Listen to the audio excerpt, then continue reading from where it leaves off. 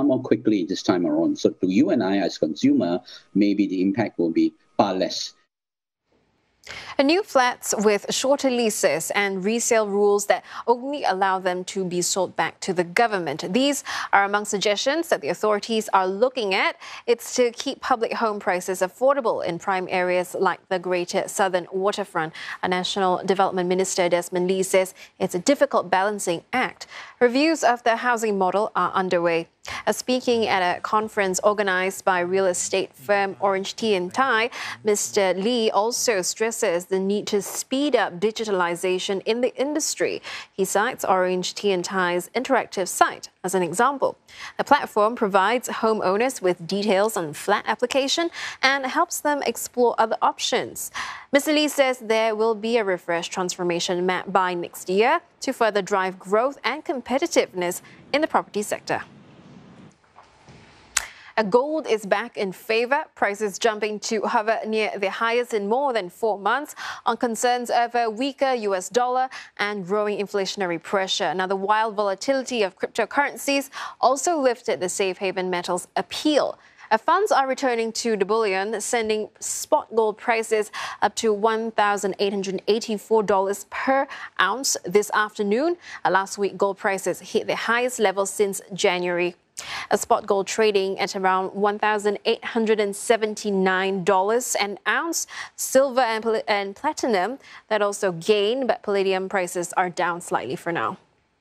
Rising precious metal prices in the past year have coincided with higher copper prices.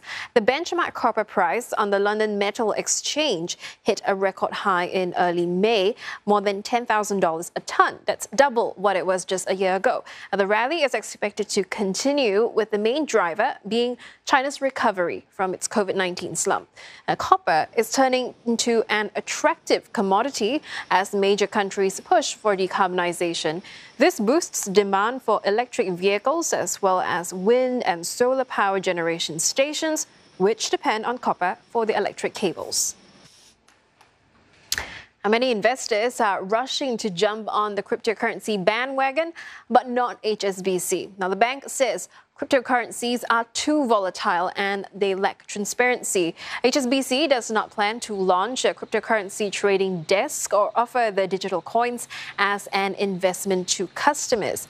Over the last 6 weeks, Bitcoin has tumbled by nearly 50% from its record high of almost $65,000. HSBC's stance against offering cryptocurrencies as an asset class sets it apart from rivals such as Goldman Sachs and UBS. While HSBC is based in London, most of its business is in Asia. In China, which is central to its growth strategy, has banned financial institutions and payment companies from providing services related to cryptocurrency transactions.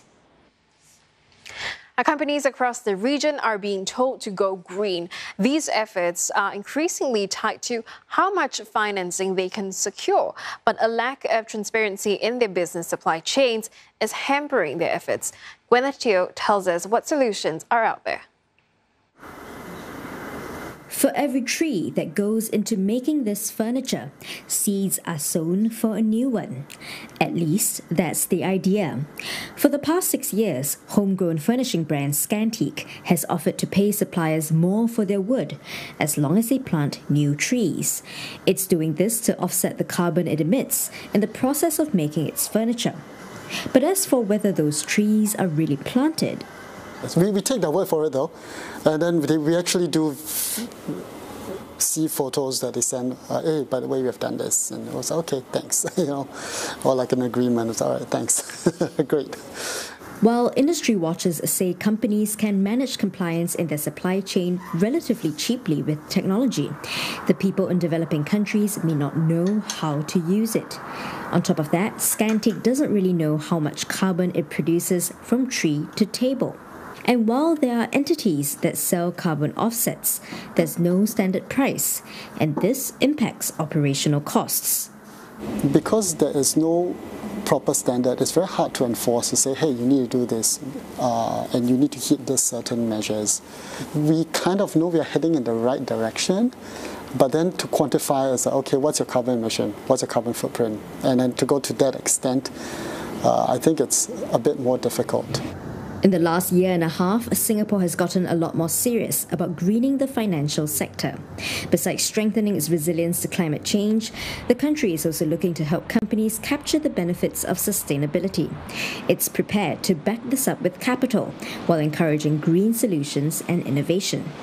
For companies that want to keep track of their sustainability practices, it may be a case of being willing but unable to do so for now.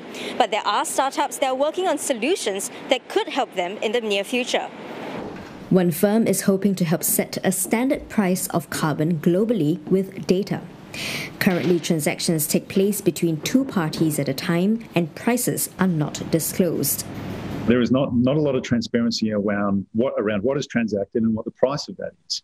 So what we've managed to do is work with those in that ecosystem through the landscape, and they are sharing their data with us, and now we're working with Platts, S&P Global Platts on global indexes. So we'll be able to bring something very new to the market.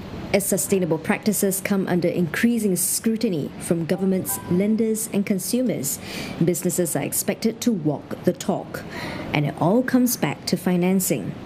It's getting access to money, getting access to credit, where we see financial institutions increasingly putting green standards, if you will, on either loaning money for business acquisitions, right? And, we've seen, BlackRock and other really big financial institutions saying, look, we're not going to invest in companies that don't meet certain environmental standards.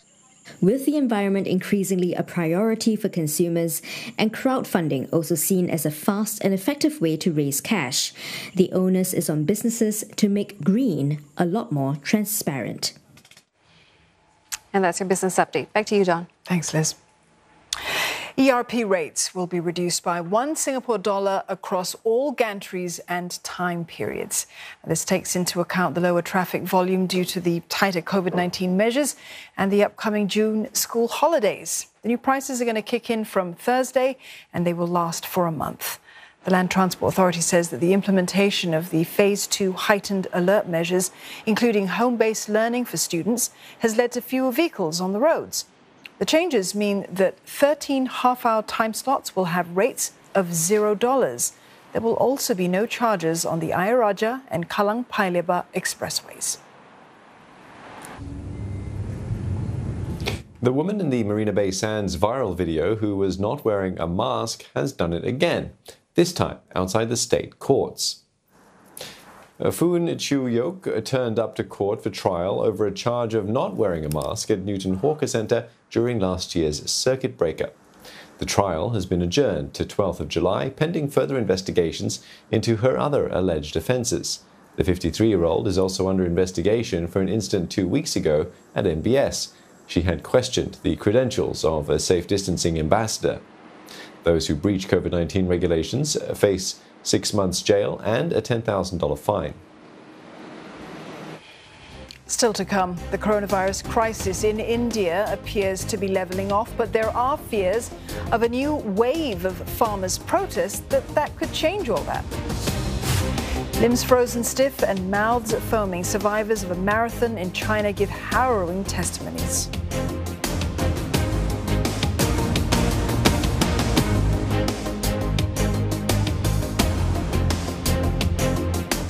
This June, Asia's past, present and future comes together. Race to feed the world as scientists, farmers and entrepreneurs solve the impending food crisis.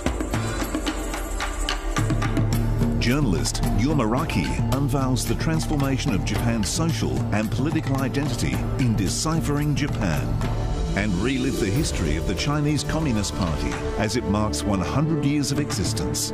This June on CMA.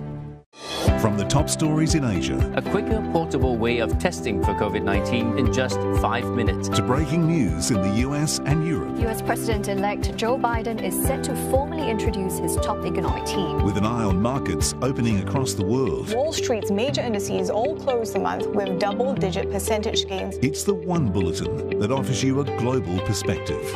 World Tonight, daily on CMA.